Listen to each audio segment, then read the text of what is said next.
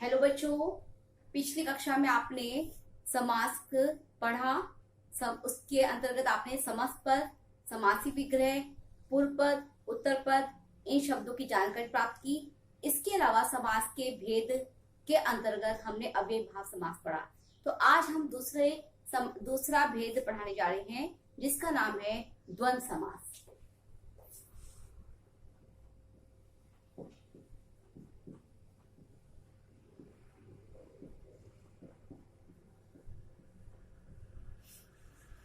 द्वंद्व समास में दोनों पद अर्थात पूर्व पद व उत्तर पद दोनों ही प्रधान होते हैं। उसे हम द्वंद्व समास कहते हैं। और जब हम विग्रह करते हैं तो उन दोनों पदों को विग्रह करने के लिए हमें और से, तथा, या, अथवा इन शब्दों से हमको विग्रह करना होता है। और जब हम उनको विग्रह किए हुए शब्द को हम जब समास पद बनाते हैं तो उन दोनों पदों के बीच में हमें योजक चिन्ह लगाते हैं, जैसा कि यहाँ पर आप देखिए।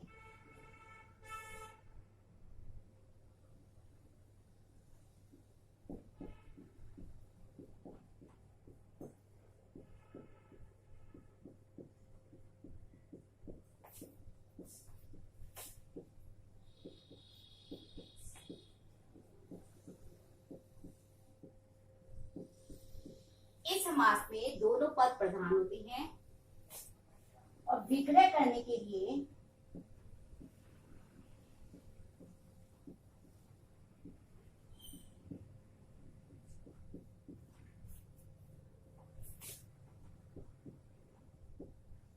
और, या, तथा, अथवा इन शब्दों से इन शब्दों का प्रयोग कर किया जाता है।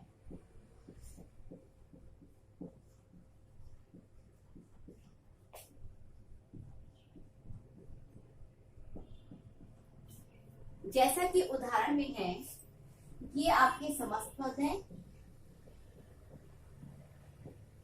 और यहां हम इसका समासी विग्रह करेंगे।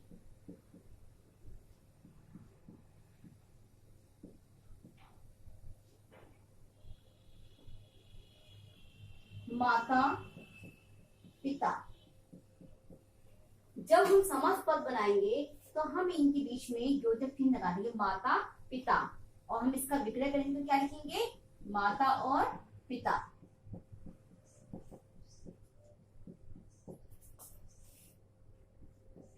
दिन, रात।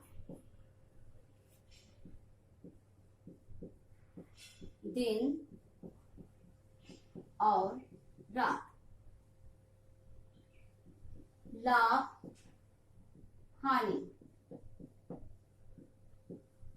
लाभ या हानि।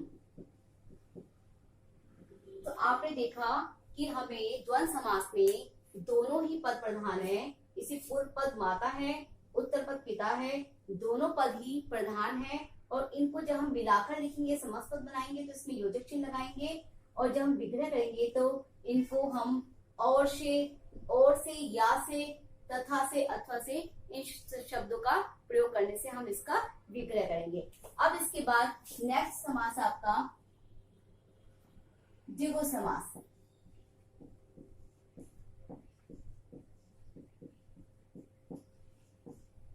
द्विगु समास में हम इसमें पूर्व पद जो होता है, इसका जो द्विगु समास में भी दो पद होती हैं, पूर्व पद और उत्तर पद। लेकिन इसमें जो पूर्व पद होता है वो संख्यावाची होता है। इसकी पहचान होती है समास की। इसमें जो पहला पद होता है, पूर्व पद होता है, वो संख्यावाचक होता है। अगर वो संख्यावाचक है तो वो द्विगु समास का उदाहरण है। इसमें पहला, और यह जो संख्या होती है वो पूरे समूह का बोध कराती है। जैसे कि पहला पद संख्यावाचक,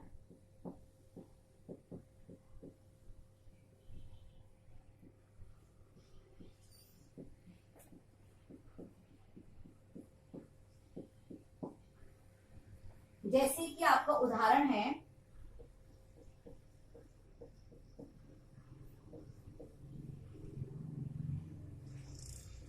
त्रिभुज,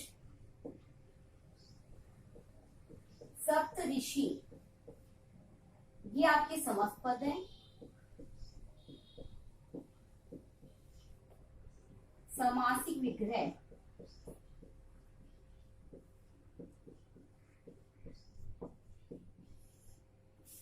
समास पद में आपने पहला शब्द पूर्व पद देखा।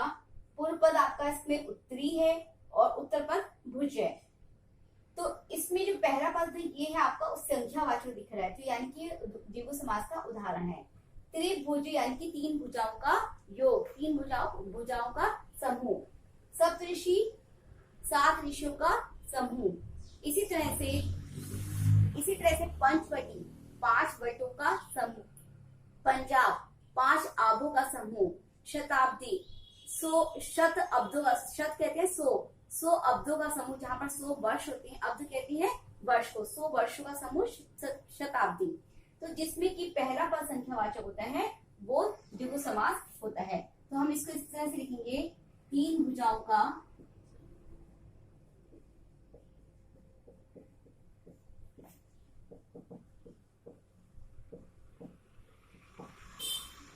सप्तऋषियों का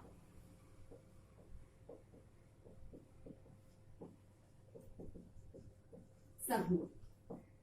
तो आपने द्वंद्व समास और द्विगु समास के बारे में जानकारी प्राप्त की। अब इसके बाद तीसरा समास है, फोर्थ समास आपका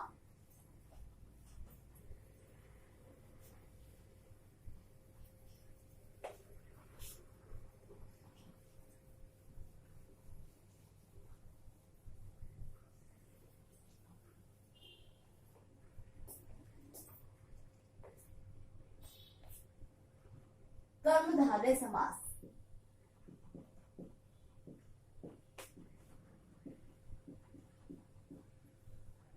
कर्मधारय समास में पूर्व पद और उत्तर पद दोनों ही एक विशेषण होता है और उत्तर पद विशेष्य होता है। इसमें पूर्व पद विशेषण तथा उत्तर पद विशेष्य होता है।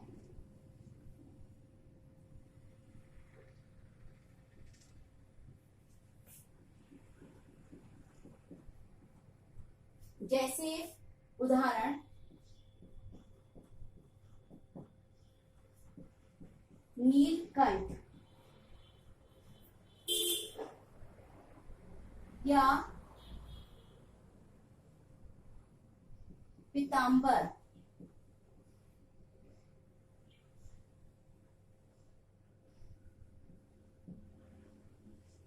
चंद्रमुख।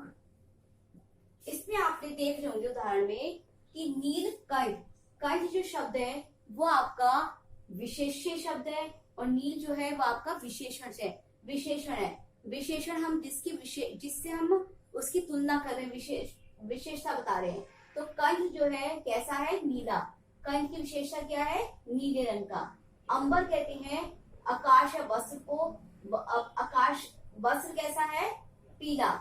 मुख कैसा है, चंद्रमा के समान। तो जिसमें कि एक पूर्व पद विशेषण होता है, उत्तर पद विशेष्य होता है, वो आपका कर्मधारय समास होता है। और इसको हम विग्रह करेंगे तो हम इसको किस तरह से लिखेंगे, नीला है कंठ,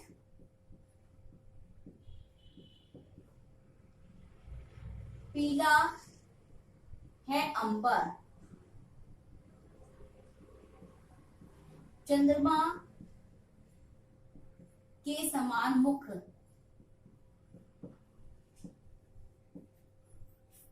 तो आपने जाना कर्मधारय समास, जिसमें कि पहला विशेषण शब्द और उत्तर पद विशेषण शब्द होता है। इसके बाद फिफ्थ है आपका बहुव्रीहि समास।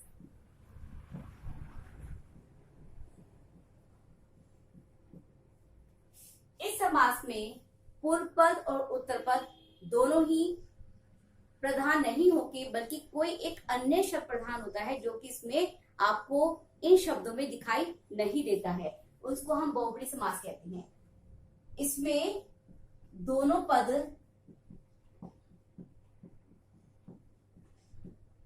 प्रधान नहीं होते।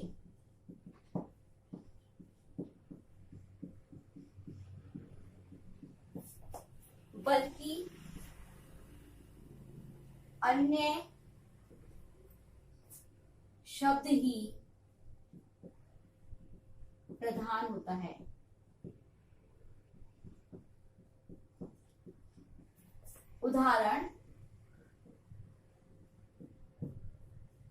उदाहरण में आपका, जिसमें कि आपका जैसे मान लो यही शब्द है पीतांबर, नीलकंठ, गजानन, दशानन। आपको मालूम है कि हम दशानन किसको बोलते हैं? रावण को, जबकि यहाँ पर रावण शब्द नहीं आया है। गजानन हम किसको बोलते हैं? गणेश को। नीलकंठ बोलती हैं शिव को, और पीतांबर बोलती हैं विष्णु को। तो जिसमें किसी दोनों पद हमारे प्रधान नहीं है बल्कि अन्य कोई पद प्रधान है, वो आपका बहुव्रीहि समास होगा।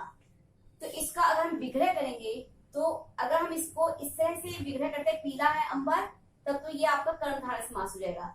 लेकिन अगर हम ये करेंगे, पीला है जिसका अंबर, अर्थात विष्णु। नीला है कंठ जिसका,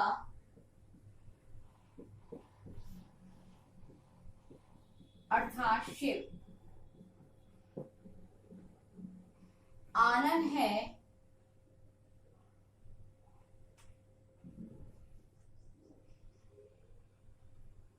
गज के समान, आनन है जिसका, अर्थात गणेश।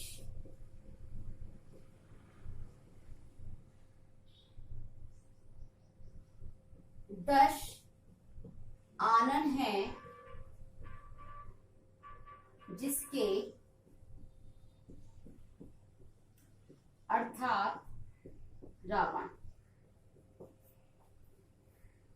तो आपने देखा कि अगर हम इसको नीला है कंठ, अगर हम इतना ही लिखते हैं तब भी कर्मधारय समास का उदाहरण हुआ। लेकिन अगर हमने ये लिखा विग्रह करने पे, या एग्जाम में ये आया कि नीला है कंठ जिसका, अर्थात शिव, तो ये आपका बहुव्रीहि समास का उदाहरण हुआ, क्योंकि हम इसमें किसी एक शिव के बारे में बता रहे हैं। और यहाँ नीला है कंठ, किसी का भी कंठ नीला हो सकता है, लेकिन यहाँ पर जो है हम किसी विशेष व्यक्ति का नाम बता रहे हैं जो कि जगत प्रसिद्ध है। तो इसमें बहुव्रीहि समास और कर्मधारय समास में दोनों में यही अंतर है कि इसका जो विग्रह हम करेंगे, अगर हम इस तरह से विग्रह करते हैं तो बहुव्रीहि समास का उदाहरण होगा। अगर हम इस तरह से विग्रह करते हैं तो ये आपका कर्मधारय समास का उदाहरण होगा। अब आप ये देखिए दशानन, इसमें पहला शब्द संख्यावाचक आ रहा है। अगर हम कहते हैं 10 आनन का समूह, अगर हम इसको विग्रह इस तरह से करते हैं कि 10 आनन का समूह, तब तो ये द्विगु समास का उदाहरण हुआ।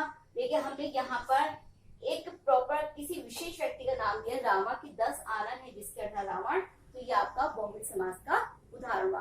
तो विग्रह करने के अनुसार आपके समास के नाम भी चेंज हो जाएंगे। अगर हमने ये लिखा कि 10 आनन का समूह,